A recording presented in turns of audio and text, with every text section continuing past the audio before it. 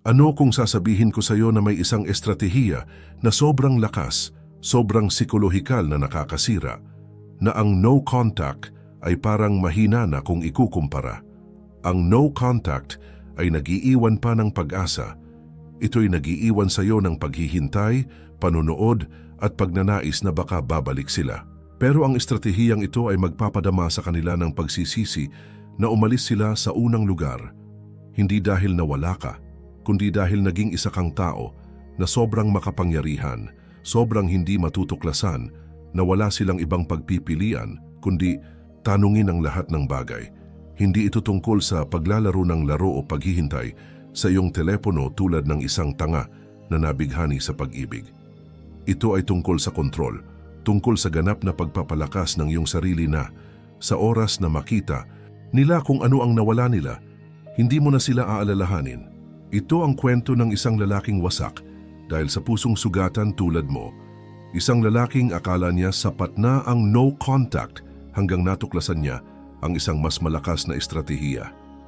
Sa pagtatapos ng video na ito, magkakaroon ka ng isang sandatang sobrang epektibo na hindi lang nila mamimiss ka, kundi magsisisi pa sila na lumayo. Kaya kung handa ka ng tumigil sa pagdurusa at magsimula sa panalo, i-hit mo ang like button, mag-subscribe, i-turn on ang notifications at mag-comment sa ibaba. Ako ang may control sa aking kapalaran. Ngayon magsimula na tayo. Numero 1, ang pagbagsak isang lalaki, wasak dahil sa pag-ibig. Hindi niya ito nakita na parating. Isang sandali siya ang mundo niya, ang mga pag-uusap sa hating gabi, ang mga biro na tanging sila lang ang nakakaintindi, ang mga malalim na pag-uusap na nagpaniwala sa kanya na may totoong relasyon sila. Isang relasyon na hindi matitinag at pagkatapos bigla na lang siya ay nawala. Walang mahabang paliwanag, walang paumanhin, isang malamig na paalam na tumama sa kanya na parang isang talim sa dibdib. Nakatayo siya doon, nakatingin sa kanyang telepono, paulit-ulit na binabasa ang huling mensahe niya, na para bang kung titigan niyang mabuti, magigising siya at magkakasunduan. Pero hindi talaga. Ang mga sumunod na araw ay isang pagpapahirap. Bawat kwarto ay parang walang laman. Bawat kanta ay nagpapaalala sa kanya ng kanya. Ang kama ay sobrang lawak. Ang telepono ay sobrang tahimik. Naririnig pa rin niya ang tawa niya sa isip niya at naiisip pa rin kung paano siya tumingin sa kanya. Parang siya lang ang lalaki sa buong mundo. Pero ngayon tinitingnan siya niyon parang isang estranghero. Mas masakit. Parang hindi siya umiiral sa mata niya. Diyan siya nasaktan ng sobra. Kung paano siya madaling nakalimot, kung paano siya mabilis na inalis siya. Parang isa lamang siyang yugto, isang pangalan na makakalimutan niya sa loob ng ilang buwan. At gayon pa man hindi niya magawa iyon. Ang isip niya ay naging isang labanan. Pinagwara ng galit at sakit sa puso, ang kagustuhang magalit sa kanya at ang pagnanais na balikan siya. Inuulit-ulit niya ang bawat sandali, bawat pag-uusap, naghahanap ng pagkakamali, ng punto kung saan nagsimula ang lahat ng mali. Baka naging masyado siyang magagamit, masyado bang mapagmahal, hindi ba sapat? Pinahirapan niya ang sarili sa mga tanong na walang kasagutan, nawawala ang tulog sa isang nakaraan na hindi na niya mababago. Diyan nagsimula ang mga payo. Huwag makipag-ugnayan, sabi nila, mawala, pabalikin mo siya. Kaya ginawa niya, tinanggal niya ang numero niya, tumigil sa pag-check ng social media niya at pinilit na hindi siya makipag-ugnayan. Bawat oras na ang mga daliri niya ay maglalapit sa keyboard na parang gusto niyang magpadala ng mensahe, pinigilan niya ang sarili. Sinabi niya sa sarili na malakas siya, na ito ang paraan para mapagtanto niya kung ano ang nawala niya. Pero sa kaloob-looban niya, siya pa rin ay isang bilanggo. Dahil kahit hindi siya nakikipag-usap sa kanya, patuloy pa rin siyang iniisip. Bawat araw, tinitingnan pa rin niya ang telepono niya, umaasa na makaka-receive ng mensahe na hindi dumating. Nagsiscroll sa mga lumang litrato, nagtatanong kung talaga bang may malasakit siya. Sinasabi niya sa sarili na siya'y gumagalaw. Pero sa katotohanan siya'y naghihintay. Naghihintay na bumalik siya. Naghihintay na isang araw magising siya at mapagtanto niyang nagkamali siya. Pero ang araw na iyon ay hindi dumating. At doon niya naisip, hindi sapat ang no contact. Isa lamang itong panggamot, hindi lunas. Dahil hanggat ang kaligayahan niya ay nakadepende sa kanyang pagbabalik, hanggat kailangan niyang ng pag-aproban niya para magkapuno ulit, siya pa rin ay mahina. At ang kahinaan ay hindi kaakit-akit. Hindi siya iginagalang nang siya'y wasak at hindi rin siya igagalang kung maghihintay lang siyang umaasa na magkabalikan. Naglalaro siya ng laro na tapos na ang pagkatalo. At doon, nagbago ang lahat. Gaya ng video na ito, mag-subscribe at mag-comment sa ibaba. Ako ang nagmamay-ari ng aking emosyon. Numero 2, ang katotohanan. Tungkol sa no contact, bakit hindi sapat? Ang no contact, ito ang payo ng karamihan, ang go-to strategy kapag ikaw ay iniwan, ginughost o pinalitan. Huwag mo na siyang pansinin, sabi nila. Babalik siya kapag na-realize niyang kung anong nawala sa kanya. At sa simula, parang perpektong plano ito, isang tahimik na digmaan, isang laban ng pasensya. I-cut off mo siya, mawawala ka, at maghihintay ka. Naiisip mo ang araw na magsisisi siya. Ang sandali na titignan niya ang phone niya, makikita niyang wala ka na at bigla siyang magpanik. Sinabi mo sa sarili mo na magsisimula siyang mag-isip tungkol sa iyo. Mamimiss ka. Susuay ng social media mo na mararamdaman niya ang pagkawala mo kagaya ng nararamdaman mo. Pero narito ang brutal na katotohanan. Kadalasan, hindi siya magsisisi sa paraang inaasahan mo. Ang no contact ay maaaring ang mag-work, pero tanging kung tunay kang nakapag-move on. Ang problema, karamihan ng mga lalaki, hindi nila ito nagagawa. Ginagamit nila ang no contact bilang taktika, hindi bilang isang pagbabago. Hindi sila tunay na gumagaling. Naghihintay lang sila. Naghihintay para sa mensaheng yon, ang tawag sa telepono, ang sandaling siya na mismo ang makaka-realize kung ano ang nawala niya. Pero ang paghihintay ay kahinaan pa rin. Dahil hanggat umaasa kang babalik siya, siya pa rin ang may kontrol sa iyo. Nararamdaman ito ng mga babae. Nararamdaman nila kapag ang isang lalaki ay nagpapanggap lang na malakas, kapag siya ay gumaganap ng papel ng isang taong nakapag-move on kaysa aktwal na ginagawa ito. Alam nila kapag ang isang lalaki ay emosyonal pa rin na nakatali sa kanila, kahit sa katahimikan. At iyan ang dahilan kung bakit madalas na nabibigo ang no contact, mag-isa lang. Dahil kung nararamdaman niyang ikaw ay patuloy na nanonood, naghihintay, umaasa, alam niyang mayroon pa rin siyang kapangyarihan sa iyo. At anong mangyayari pagkatapos? Hindi kanya mamimiss. Magpapatuloy siya sa tunay na pag-move on. Siguro magche-check-in siya pagkatapos ng ilang linggo just to see kung nandyan ka pa.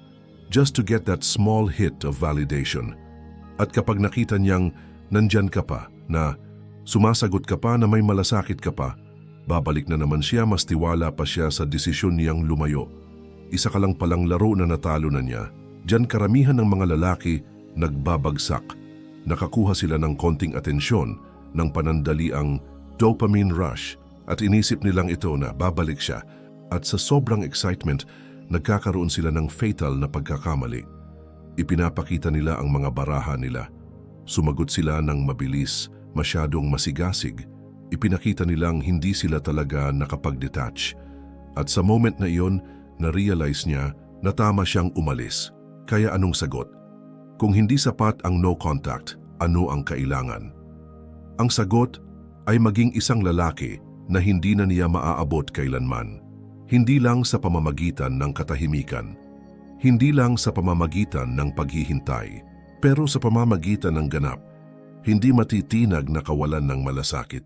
Dahil ang katotohanan, mararamdaman lang niya ang pagkawala kapag nakita niyang hindi ka na apektado, hindi nagpapanggap, hindi nagpapakita, pero talagang nawala. At kapag siya ay lumapit dahil sa kalaunan, gagawin niya iyon. Hindi mo na siya pakialaman gaya ng video na ito, mag-subscribe at mag-comment sa ibaba. Wala akong kailangan, ako ang pinipili ko. Numero 3. Ang kapangyarihan ng kawalang malasakit sa simula. Inisip niyang ang no contact ang sagot. Naniniwala siya na kung manahimik lang siya ng sapat na panahon, magsisimula siyang mamiss siya, na siya ang lalapit kapag na-realize niyang kung anong nawala sa kanya. Ngunit habang lumilipas ang panahon, natutunan niyang isang brutal na katotohanan. Hindi sapat ang no contact. Sa kaloob-looban niya, patuloy pa rin siyang naghihintay, umaasa at pinapayagan pa rin siyang mamuhay ng libre sa kanyang isipan. At hanggat may malasakit pa siya, nananatili siyang mahina. Diyan siya nagdesisyon, wala nang paghihintay, wala nang pag-asa, wala nang pagpapanggap. Panahon na para sa isang bagay na mas malakas pa kaysa sa katahimikan, isang bagay na hindi niya inaasahan. Pinili niyang magkaroon ng kawalang malasakit. Hindi lang basta hindi siya pansinin, kundi tuluyang alisin siya sa equation. Hindi na siya mahalaga. Ang mga iniisip niya, ang mga nararamdaman niya, ang mga pagsisisi niya, wala nang kahulugan.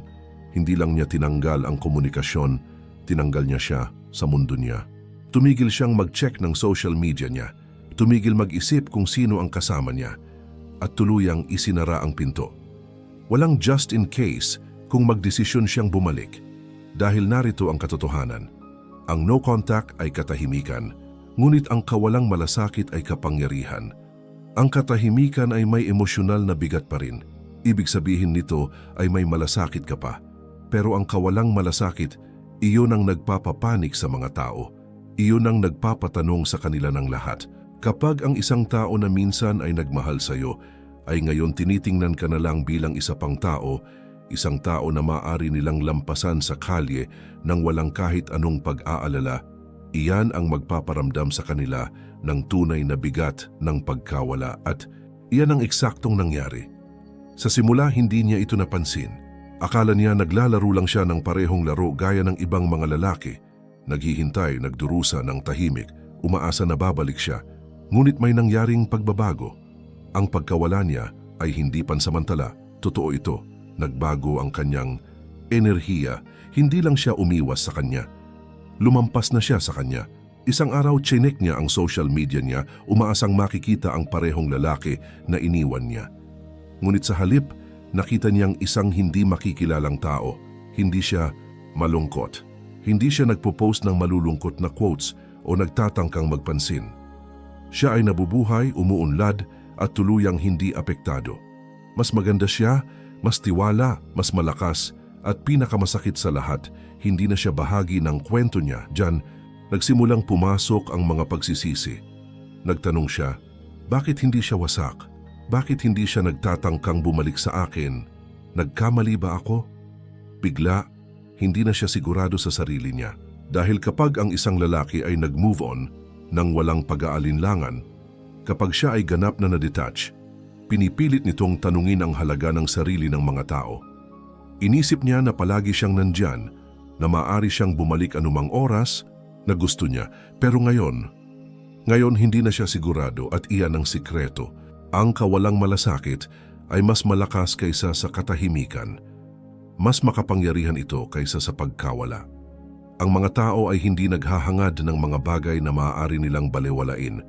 Naghahangad sila ng mga bagay na hindi nila kayang kontrolin. Kapag naabot mo na ang antas ng pagka-detached, hindi mo na kailangang i-block ang sinuman. Hindi mo na kailangang ipahayag ang iyong pag-alis. Ikaw na lang mismo ang magiging isang tao na hindi na nila maaabot muli. Gaya ng video na ito, mag-subscribe at mag-comment sa ibaba. Ako ay hindi matitinag. Numero 4, ang madilim na panig ng atraksyon, inisip niyang nanalo siya nang umalis siya. Akala niya ay babagsak siya, malulunod sa pagsisisi at magiging nandyan lang, naghihintay para sa araw na magsawa siya at magdesisyong balikan ang nakaraan. Ganito ang kadalasang ginagawa ng mga lalaki. Nagmamakaawa, nagpapakumbaba, sinusubukang patunayan ang kanilang halaga na parang ang pag-ibig ay isang bagay na maaaring pag-usapan. Pero gumawa siya ng ibang bagay, nawala siya. Hindi lang mula sa buhay niya kundi mula sa isipan niya. Sa simula, hindi niya ito napansin. Abala siya sa pag-e-enjoy ng kanyang bagong kalayaan, chasing new experiences at baka may kausap pang ibang lalaki. Sa kanyang isipan, nandyan pa rin siya, nakatago lang sa background, tahimik na naghihirap. Pero habang lumilipas ang panahon, may isang bagay na parang hindi na tama. Nasaan siya? Bakit hindi niya tinitingnan ang mga stories niya? Bakit hindi siya naghihintay tulad ng ibang lalaki? At doon nagsimula ang panic. Tingnan mo, predictable ang kalikasan ng tao. Hindi pinapahalagahan ng mga tao ang mga bagay na madali nilang makukuha. Pinapahalagahan nila ang mga bagay na natatakot silang mawalan magpakailanman. At nang makita niyang hindi lang siya hindi pinapansin, kundi nag-move on na siya ng tuluyan, nag-trigger ito ng isang malalim na bagay sa kanya. Duda, kawalan ng katiyakan, pagkakuryoso. Ang parehong lalaki na minsang nagmahal sa kanya, nagagawin ang lahat para sa kanya, ay naging isang misteryo. At wala nang mas kaakit-akit kaysa sa isang lalaki na hindi matitinag. Ito ang madilim na panig ng atraksyon, ang masakit, brutal na katotohanan tungkol sa sikolohiya ng tao. Ang mga tao ay naakit sa mga bagay na hindi nila kayang kontrolin. Naghahangad sila ng mga bagay na bihirang mangyari. At sa sandaling alisin mo ang sarili mo, tunay na alisin ang sarili mo mula sa kanilang mundo, lumilikha ka ng isang puwang na hindi nila kayang balewalain. Iyan ang dahilan kung bakit palaging bumabalik sila. Hindi dahil mamimiss ka nila, hindi dahil bigla nilang nare-realize ang iyong halaga, kundi dahil nandidiri sila sa ideya na hindi mo na sila kailangan. At doon, nagbabago ang laro. Nagsimula siyang mag-check ng social media niya, nang mas madalas naghahanap ng mga palatandaan na may malasakit pa siya. Baka magtapon siya ng maliit na pagsubok, mag-like ng lumang larawan, magpadala ng text na sana okay ka, o magpakita ng parabang walang nangyaring masama. Hindi ito isang tapat na pagtatangka upang buhayin muli ang lahat. Isang power move ito. Gusto niyang makita kung mayroon pa siyang epekto sa kanya. Kung magre-react siya, panalo siya.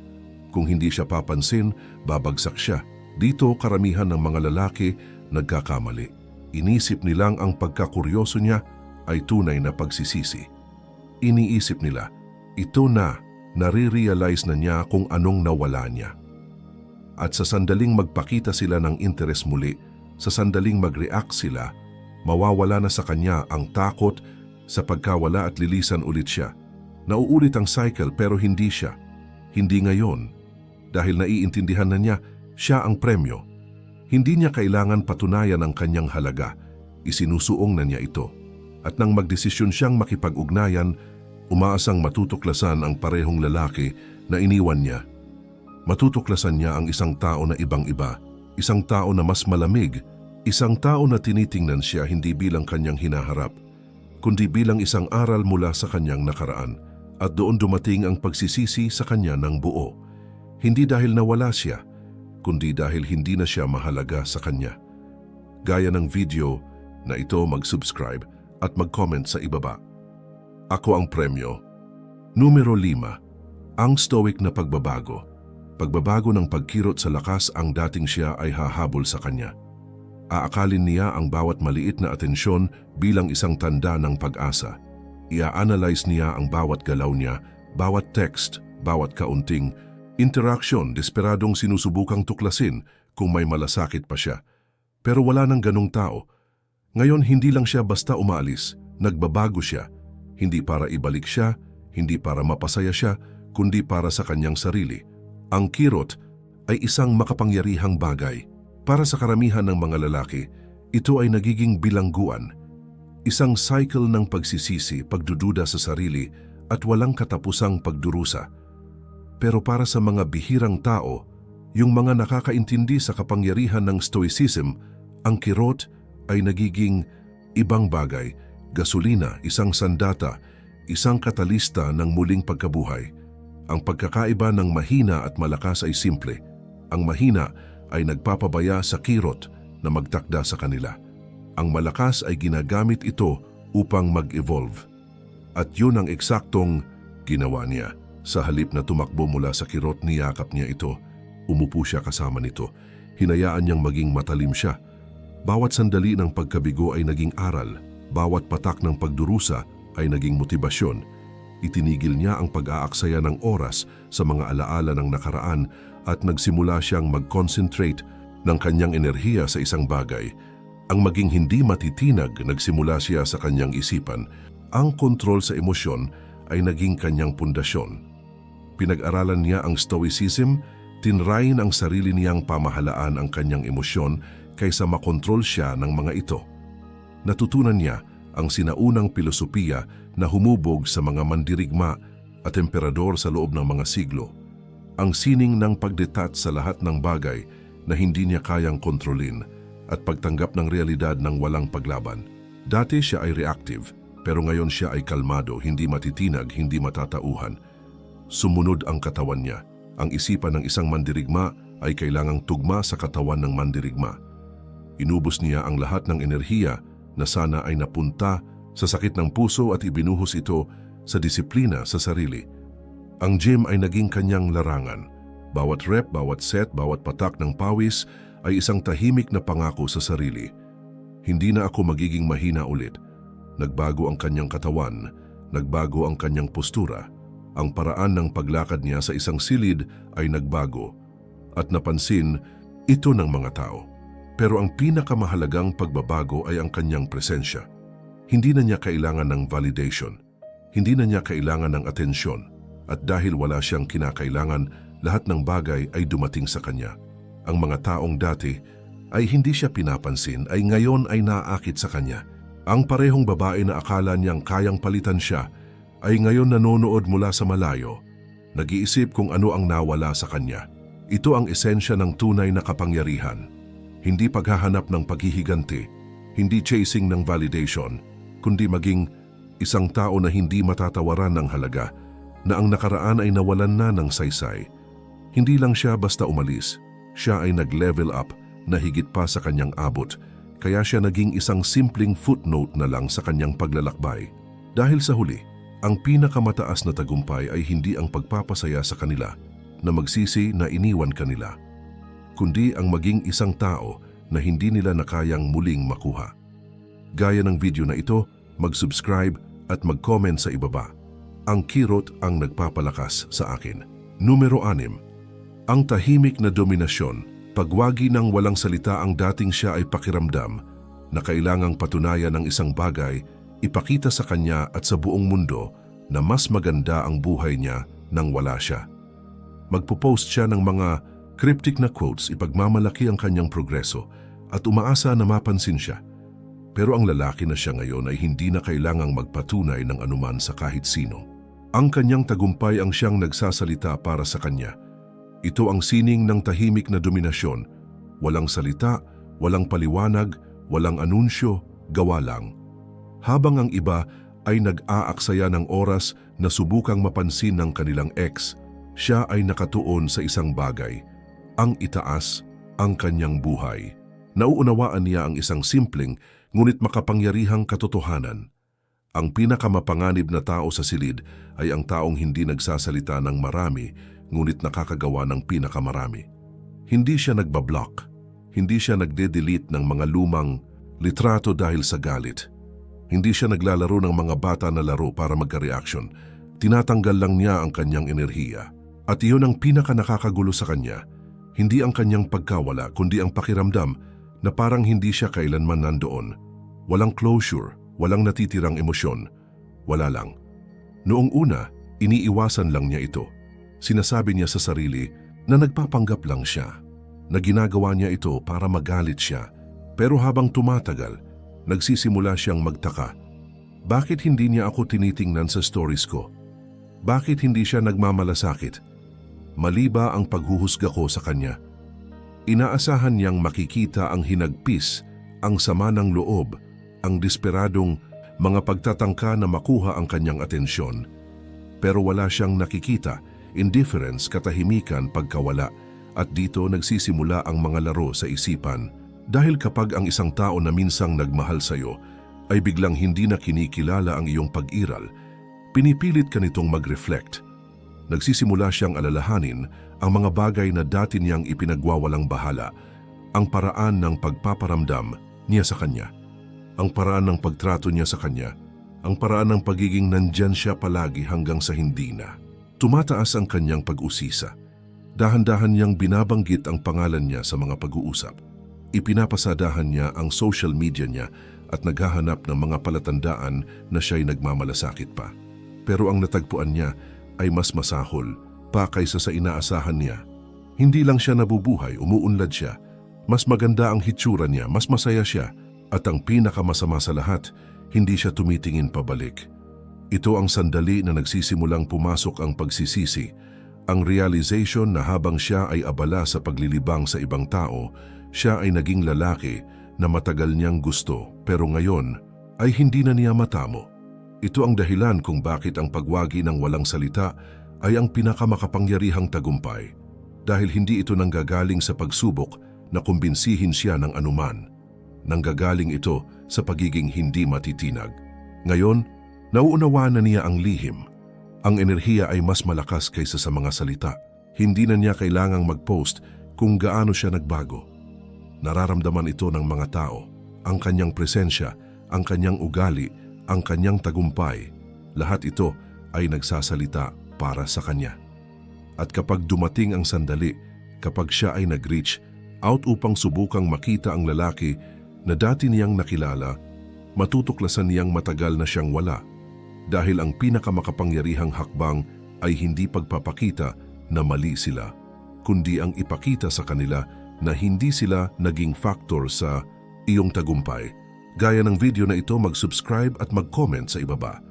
Pinapayagan kong magsalita ang mga aksyon ko. Numero 7. Ang pagbabago sa lipunan.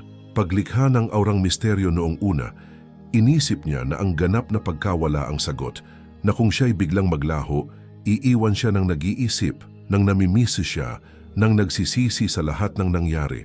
Pero nang maglaon, napagtanto niya ang isang mas makapangyarihan. Ang misteryo. Ang ganap na pagkawala ay madaling ipaliwanag. Iisipin niyang siya ay bitter, nasaktan pa rin at iniiwasan siya dahil sa kahinaan. Pero ang isang lalaki na naroroon, ngunit mahirap basahin, siya ang sumasakop sa isipan, hindi niya siya ni-block. Hindi siya naghanap ng atensyon.